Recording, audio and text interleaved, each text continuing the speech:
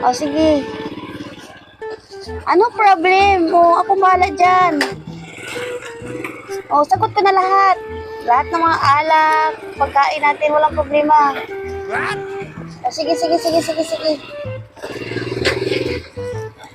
Okay. Walang problema. Sagot ko na lahat. Marami akong pera. Okay. O, sige. Kita-kits na lang mamaya. Bye. Saglit lang kasi meron ako. Sige, bye-bye. Wait lang, may tao kasi. Wait lang, ha. Yes po. Dito po ba si, ano? Dito po ba yung kay Mari? Mari. Apelyido niya Mari, Tess? Ako po, dito po. Bakit po? Ako po yun.